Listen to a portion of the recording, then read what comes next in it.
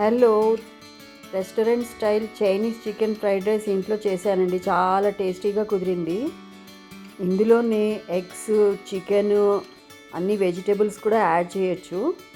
ముందుగా చికెన్ చిన్న చిన్న పీసెస్ కట్ చేసుకొని ఒక బౌల్లో తీసుకొని అందులో సాల్ట్, కారము, పసుపు, అల్లం వెల్లుల్లిపాయ ముద్ద, కొంచెం సోయా సాస్ కలుపుకొని మ్యారినేట్ చేసుకొని ఒక సైడ్లో ఉంచుకున్నాను.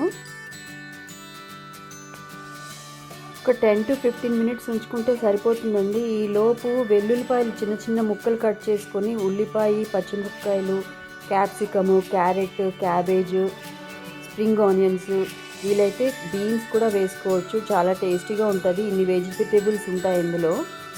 ఒక ప్యాన్లో 2 గరిటెలు ఆయిల్ వేసి మ్యారినేట్ చేసుకున్న చికెన్ అందులో వేసుకొని ఎర్రగా వేయించుకోవాలి. వాటర్ పోయేదాకా వేయించుకోవాలి. బోన్లెస్ చికెన్ అయితే చాలా టేస్టీగా ఉంటుంది.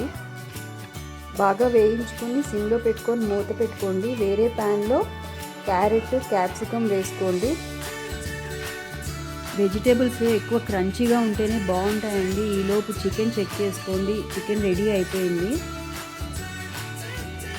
ఈ కూరలతో పాటు క్యాబేజీ, ఉల్లిపాయ, కట్ చేసుకున్న ఉల్లిపాయ, పచ్చిమిరపకాయలు వేసి ఎర్రగా వేయించుకోండి. పక్కకి జరుపుకొని అదే ప్యాన్లో 3 ఎగ్స్ కొట్టి వేయండి. అందులో స్క్రాంబుల్ చేయడానికి. ఈ స్క్రాంబుల్డ్ ఎగ్స్లో కొంచెం పెప్పర్ పౌడర్, సోయా సాస్ కూడా కలిపితే ఆ టేస్ట్ బాగుంటుంది. మొత్తం వెజిటేబుల్స్ ఈ ఎగ్స్ కలిపి బాగా కలిపేసేయండి. ఇక్కడ సాసెసే మెయిన్ ఇంపార్టెంట్ అండి. Soya sauce, chilli sauce, fried rice masala, వీటితోటే ఆ స్మెల్ వస్తుంది. ఇవి 3 కలిపేసి సాసెస్, చిల్లీ సాస్ అన్నీ కలిపి బాగా వేయించేసుకోండి కూరలు. టొమాటో సాస్ కూడా కలిపాను. ఇప్పుడు ఆ టొమాటో సాస్ తోటి పులుపు వస్తుంది. ఎగ్జాక్ట్లీ చైనీస్ స్టైల్ టేస్ట్ వస్తుందండి ఈ సాసెస్ తోటి.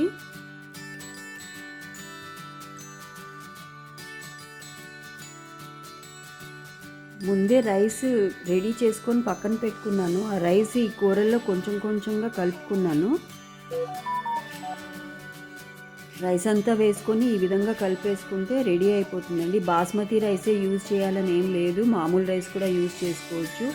ఈ కలిపేసిన రైస్లోనే మళ్ళీ సోయా సాస్, కొంచెం tomato sauce, fried rice masala వేసి కలుపుకొని అందులోనే చికెన్ కూడా వేసి బాగా కలిపేసుకుంటే మీ చికెన్ ఫ్రైడ్ రైస్ రెడీ.